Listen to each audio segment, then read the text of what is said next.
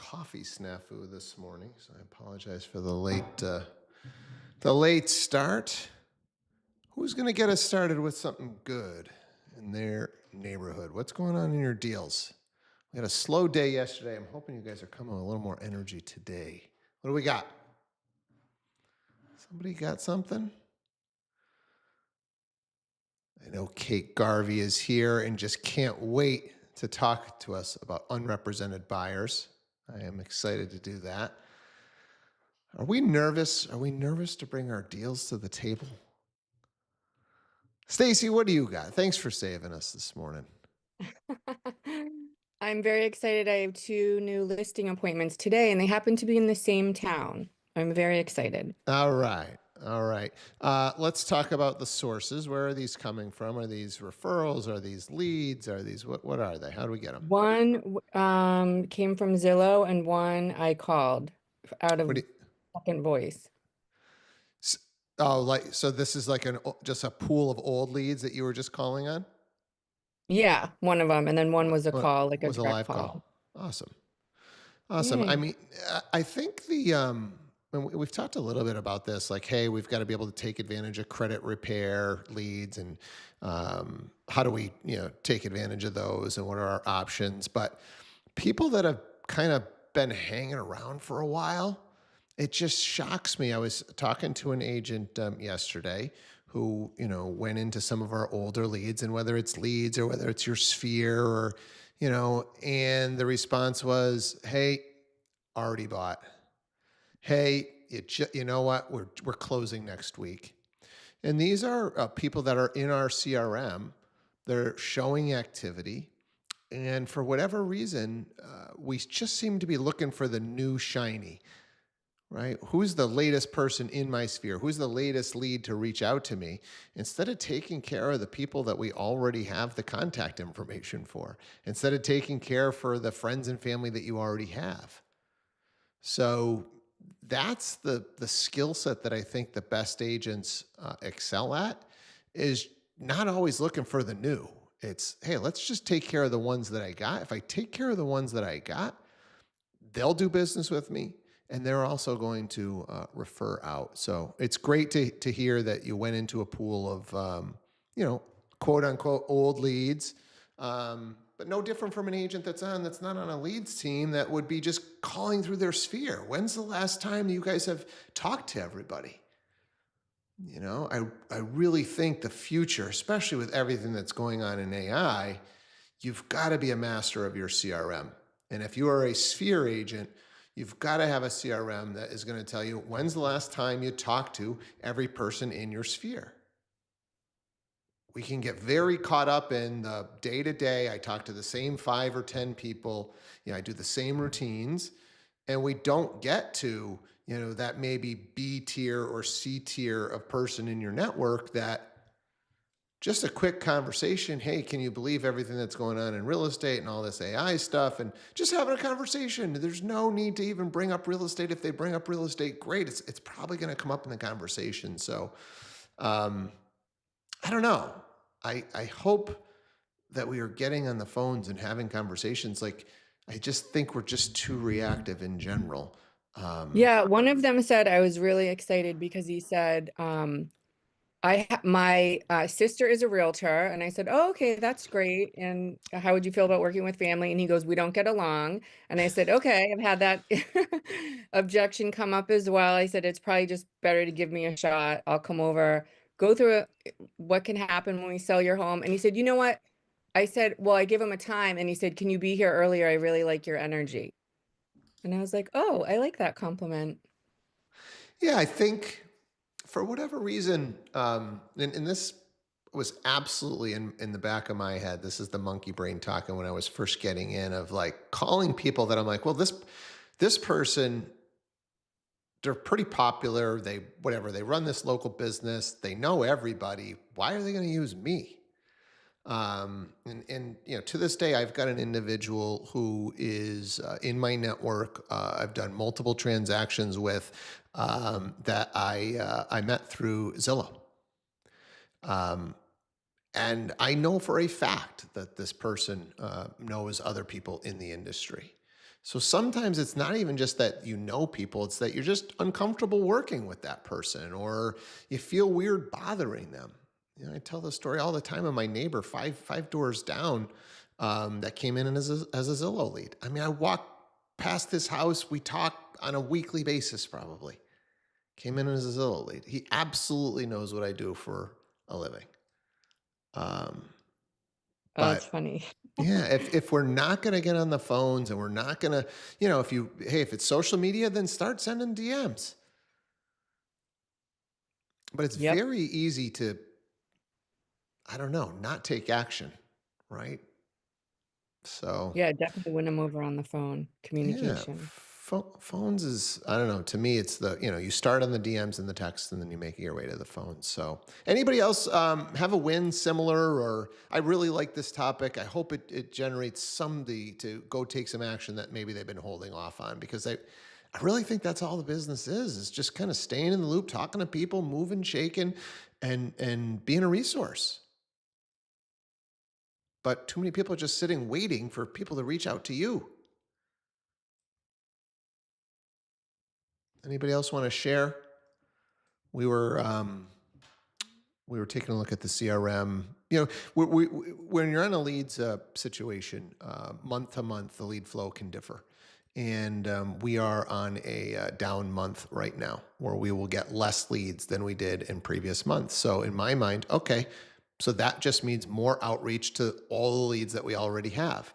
I communicated this to our group. We took a look at the CRM data, didn't really see an increase in outreach, right? So I'm assuming most of the agents hear the message, but for whatever reason, we're reluctant to go and take that action. Um, and we have the stat that over 50% of the deals that we closed last year, lead source deals, were more than 9 months old in the system. Right? It's just real estate, regardless whether it's your friend or family member or it's an online lead. The first inclination that you get from that person that they're thinking about buying real estate is usually months away from them transaction. So a lot of times we're looking for that new shiny penny, that new lead that's coming in, that new sphere. I remember this is a few months back talking to an agent that said, I've got probably 6 or 7 listings coming. I mean, I can't tell you how many times people have told me they're going to list their house and it just never happens, right? They're thinking about it, something changes, they get the value and they don't want it, right? And I know in the back of this agent's head, they were thinking that's 6 or 7 commission checks. And in the back of my head, I'm thinking maybe 1 or 2 commission checks this year because it just, it's not something that's like you're buying a sneakers and okay, I need a new pair of sneakers. And within the next week, maybe a month, you've got a new pair of sneakers. These are, it takes months, if not years, to pull the trigger on making these types of life decisions. Linda. So things are a little bit quiet here right now in Florida. And so I decided that I was going to go back into my database and start calling people from, years ago that I got into homes. And I only was able to connect with one person who actually answered the phone. Everything else, I was leaving voice messages, but it felt horrible. It felt awkward. I haven't spoken to these folks. I got them, all of them, into beautiful homes, 5, 6 years ago. I checked to make sure that they were all still there before I made the phone calls, and they all are. But it didn't feel good. It didn't feel comfortable. It felt awkward. But I had to do it, right? Because the only way to do it is to do it. Um, Yeah, well, I like the fact that you said it feels awkward, right? So I want to kind of talk through that. It feels awkward because you're like, why does this person even going to hear from me? I haven't talked to him in 5 or 10 years. Is that? Cor- Correct. Yeah. Correct. That's Okay. exactly why. And I didn't want to even I didn't mention real estate really. I just called and left a message and I just said, you know what? You popped into my mind. We haven't talked in so long, and I just wanted to see how you all are doing. And I said, I know you're very busy. I don't know if you have time to call me back. If you don't, I completely understand. But if you do, here's my number. But I just wanted you to know that you were on my mind, and I'm wishing you guys all the very best. And that's the way I left it in these voice messages, because what else am I supposed to say? Sure. Well, I can give you a couple other things that I think, because I've gotten this objection from a lot of agents, right? Of why, well, man, I haven't, called them in 5 or 10 years. It just feels awkward. I mean, I always just think honesty is the best policy, right? So if we're looking at our database of, hey, I sold houses to these 100 people, right? And you didn't follow up. The honest answer is, right? The real reason why you didn't follow up is you got busy with your current business. And so I think the easy conversation to have with your past clients when you pick up the phone, hey, Linda, it's Steve Ravithis. Not sure if you remember me. It's been about a decade since we talked. I showed you that host over on Fox Farm. And man, I just realized I had gotten so caught up in finding new business. I've done a terrible job of being a resource for my past clients.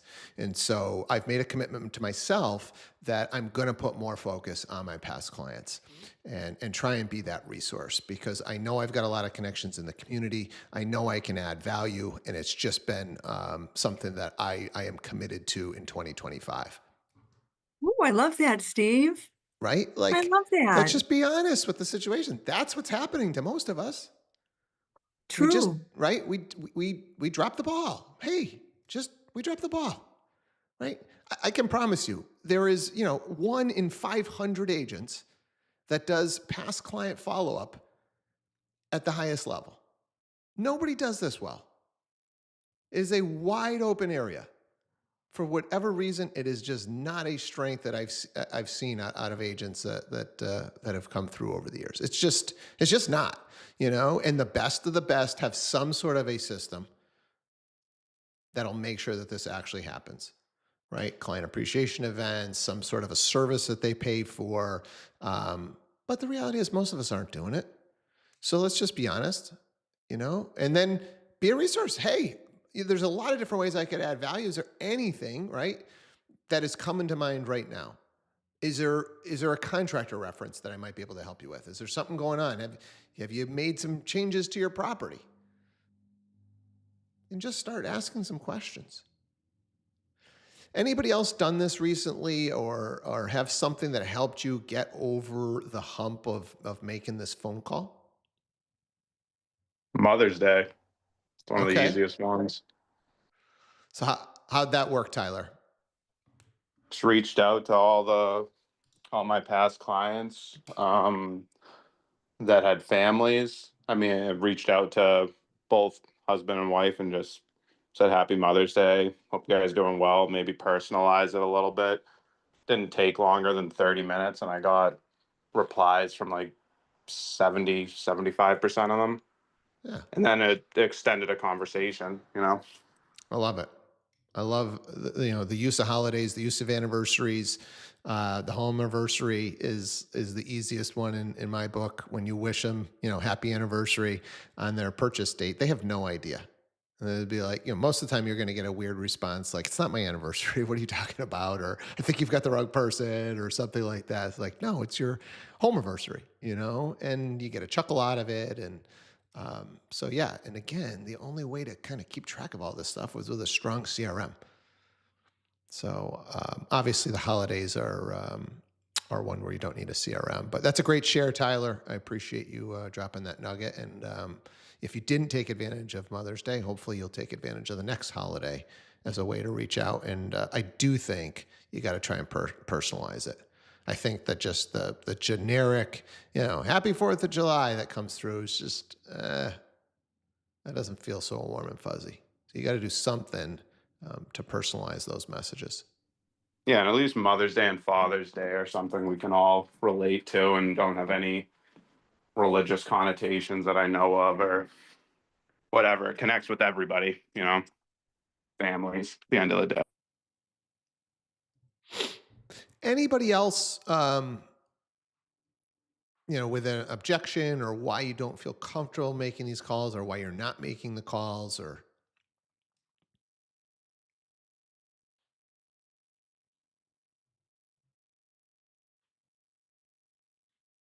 I think I want you guys to feel confident in making that call. Like those calls, quarterly, just, and you just got to get through it. You got to find that, mojo, whether that's music or a certain environment or something. And you gotta make these dials. I promise you, your past clients need you. There's some question that they don't have the answer to that you could help them. You could be the solution for, but you got to have the conversations to know that they're even open or struggling with something. All right, Kate, let's get that attorney on the line. Let's talk unrepresented clients. Hello, everybody. Can people yeah, there I am. Okay. Yes. Um, how's everybody doing today? Oh, it's a lovely Tuesday. um, so yes, what I've been seeing a little bit more often than not these days are unrepresented parties. So whether that's unrepresented, like there's no attorney. In Massachusetts and Connecticut, you need to have an attorney on the buy side for title insurance, but you do not need one on the sale side. So as far as attorneys goes, if they're unrepresented, it's on the sale side. But I've also, and I just had a very interesting closing where the buyer was unrepresented, did not have an agent. And a lot of issues can arise from that. I don't think people realize how important an agent is in a transaction. I know I do, because when there's not one in a transaction, it means everybody is doing a lot more work, and getting questions answered and things like that. But in this case, there was a really important contingency on a mortgage that was never disclosed. Whether it was intentional or not, I don't think it was, but it's something that, had my client known, they might not have picked this offer. And it did pose a problem, but it got resolved and we closed and we're good to go. But it just, if you are an agent and there is no agent on the other side, I guess my advice would be, get all the information you can, ask all of the questions, ask as if they were your client and you needed to know all of that too. I don't think this was on the agent, but just, I feel like going forward, you can always, to be more informed is better than to be less informed, right?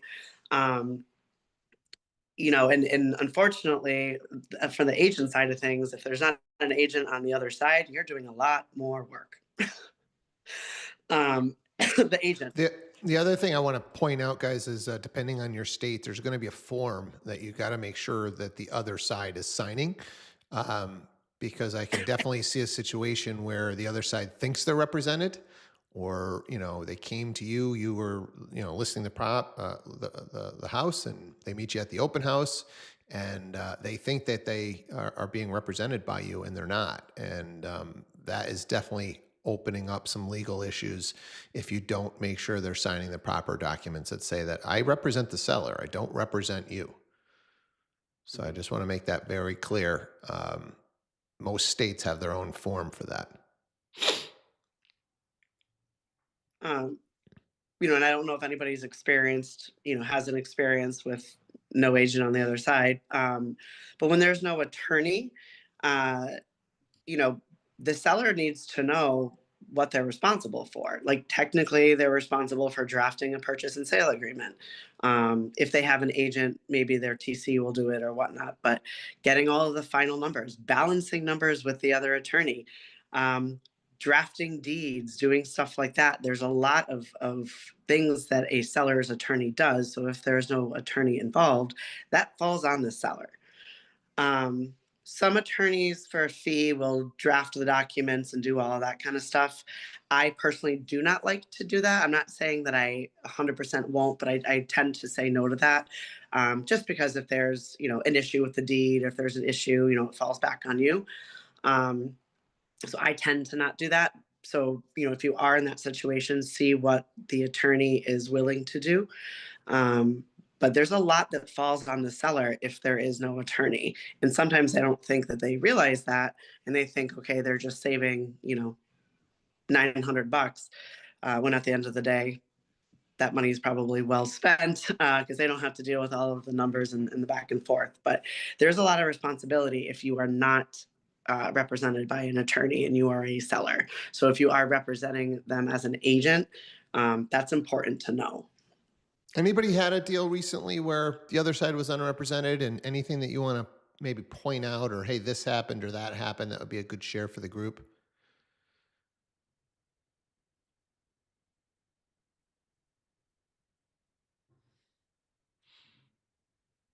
No. Okay. Talkative group today, Kate. Yeah, I mean, just whether unrepresented as an attorney or an agent, it can just lead to issues. It could lead to issues and then delay closing or kill a deal or, so you just have to be, careful if you are in that situation, to make sure everyone's aware too. And I would imagine advising your client accepting an offer of if there was no agent involved or no attorney involved, advising your clients too of the possible issues that could arise. Nicole, go ahead. I had one recently. Kate actually was the attorney on it. So my client, she was my previous client I was selling her house for, and she wanted to put an offer, and the seller did not want any agents involved at all. So she had to kind of go in it alone. I helped her with the paperwork a little bit with the offer, but she had done it before she got me involved. So I just kind of had questions I asked her, and she thought she had everything put together the right way. And then what Kate can actually speak to it, I think more, we got maybe a week or two before closing, and it turns out there was never actually a purchase and sale written up for her purchase. So it almost entirely fell apart because there was no agent involved at all. Yeah, I represented her on her sale.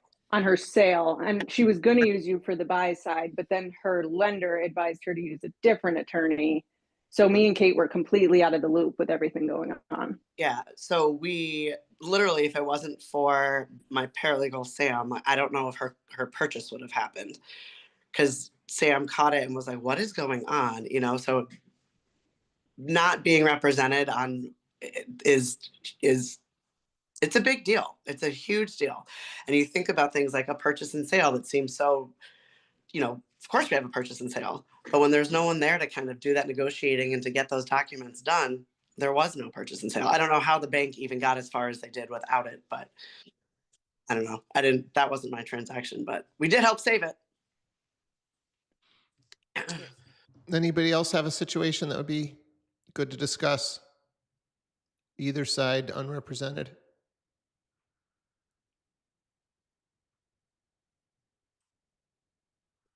All right. What else is on your minds? We got an open forum here. We got 4 minutes left. We can tackle one more thing. Who's struggling with something? Do we want to go back to market conditions? We want to talk about sphere or outreach? Go ahead, Stacy. So I've had a lot of unrepresented buyers come into open houses lately, which I've done a lot in the past, so I'm fine with that. But interesting that Kate said like no attorneys. Wow, that's shocking. So I actually have never had that. Thank God everyone wants an attorney. I don't even know what I would do. It's horrible. So what is the language? If anyone has, I always say, and you can pick an attorney I recommend, or like I've never said you shouldn't have an attorney, or you. So yeah, what typically happens, Stacey, is I've had this happen on the sales side. Is you've got an investor or somebody that does a lot of business, and they just don't want to use an attorney, or you've got that FISBO type of client, and this is usually on the sell side, that just says, "Well, why do I need an attorney?" Right? And unfortunately, what typically ends up happening, because they don't, like Kate said at the beginning, they don't technically need an attorney, but now all the work is going to get put onto the buyer's attorney / the buyer's agent, and maybe even the listing agent. And these usually get to the finish line, but they can get sloppy and things can get missed.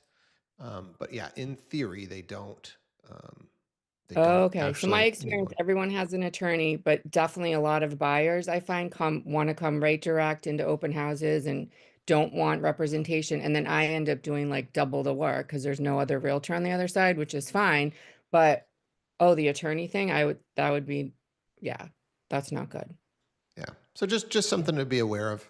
Lauren, I saw your hand up as well. You guys can't put your hands up and then take them down and not think I'm going to Well, see them. well, mine was kind of unrelated, so I didn't want to pull it away from this topic if we were finishing up if this is what happened. Um, so I've actually just noticed way back to the beginning of this call, we were talking about just like follow-up. And it's honestly not only older lead follow-up. If we have new leads that are coming into the system, right, for our leads agents, that they aren't ready right away, those ones are just being kind of left to die also. So I think it's just an overall thing, right? Where agents really are trying to focus on right now who's next business.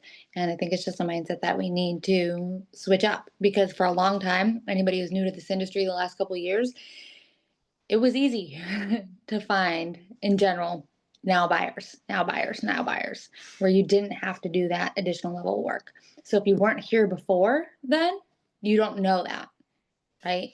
And I think it's going to be a switch up for just a lot of people. Yeah.